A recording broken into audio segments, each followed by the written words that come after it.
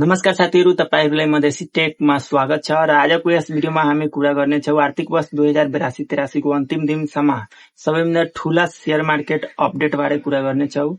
यस भिडियोमा तपाईले जान्नुहुन्छ डिमेट एकाउन्टको नयाँ रेकर्ड, क्यापिटल गेनमा भएको परिवर्तन, सेभनले कति आइपीओ लाई अनुमति दियो, पाइपलाइनमा कति आइपीओ छ र मेरो शेयर र डिमेट एकाउन्ट रिन्युअल सम्बन्धित नयाँ व्यवस्था। यो सबै जान्नु तपाईहरु यो भिडियोलाई अन्तसम्म हेर्नुहोस्। सबैभन्दा पहिलो कुरा डिमेट एकाउन्टको छ, जुन डिमेट एकाउन्ट रेकर्ड भनेर छ।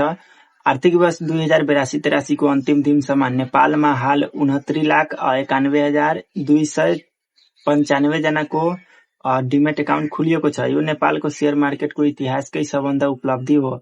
अघिल्लो वर्ष अन्तसम्म भने डिमेट एकाउन्ट चाहिँ 59,97,000 मात्र थियो, अर्थात एक वर्षमा झन्डै 10 लाख नयाँ डिमेट एकाउन्ट थपिएको छ र यदि यही गतिमा कायम रह्यो भने 2084 भित्र नेपालमा 1 करोड डिमेट एकाउन्ट पुग्न सक्ने सम्भावना देखिएको छ। अब म दोस्रो महत्वपूर्ण अपडेटको बारेमा तपाईहरुले बताउन चाहन्छु, जुन चाहिँ क्यापिटल गेन ट्याक्स रहेको छ। साउन 1 गतेदेखि लागू हुने नयाँ व्यवस्था अनुसार यदि तपाईले 1 वर्ष भन्दा कम समयमा शेयर होल्ड गरेर बेच्नु भयो भने तपाईहरुलाई क्यापिटल गेन ट्याक्स 10% लाग्ने भएको छ। तर यदि 1 वर्ष भन्दा बढी तपाईहरु यदि होल्ड गर्नुभयो भने त्यो तपाईहरुलाई 7.5% मात्र लाग्ने छ। अब कुरा गर्न चाहन्छु तेस्रो नम्बरमा, जुन चाहिँ आइपीओ को छ। यस आर्थिक वर्ष 7ले 24 वटा कम्पनीलाई निष्कासन अनुमति दिएको छ, जसबाट मात्र अहिलेसम्म यो वर्ष 9 वटा कम्पनीको आइपीओ आएर र कारोबार पनि हुँदैछ। कुनैको मात्र सर्वोत्तम पेन्टको केही पनि भएको छैन, नत्र बाँकी सबैको हुँदैछ।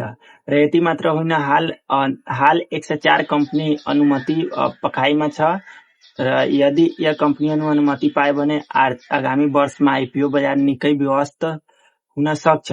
त्यसैले आइपीओ लगानीकर्ताहरूका लागि आगामी वर्ष निकै रोमाञ्चक हुन देखिएको छ। अब म अर्को ठूलो गुड न्यूजको बारेमा तपाईहरुले बताउन चाहन्छु, जुन रहेको छ मेरो share and demat account renewal. अब डिमेट एकाउन्ट र मेरो शेयर एकाउन्ट प्रत्येक वर्ष होइन, 2 वर्षमा एक पटक रिन्युअल गर्ने व्यवस्था लागू गरिएको छ। यो कार्यान्वयनले लगानीकर्ताहरूलाई रिन्युअल गर्न सजिलो हुने मात्र होइन, समय र खर्च पनि बचिन्छ। यो थियो आजको अपडेट। यसको म अब कन्क्लुजन तपाईहरुले दिन चाहन्छु। अब तपाईहरुको विचार के छ? आगामी आर्थिक वर्षमा नेप्से नयाँ हाई बनाउन सक्छ कि सक्दैन? कमेन्ट गरेर आफ्नो ओपिनियन अवश्य गर्नुहोला। यदि भिडियो उपयोगी लाग्यो भने तपाईहरु एउटा लाइक गर्नुहोला, शेयर गर्नुहोला। मधेसी टेक च्यानललाई तपाईहरु सब्स्क्राइब गर्न नबिर्सनुहोला। धन्यवाद। फेरि भेटौँला अर्को भिडियोमा शेयर मार्केटको नयाँ अपडेट लिएर।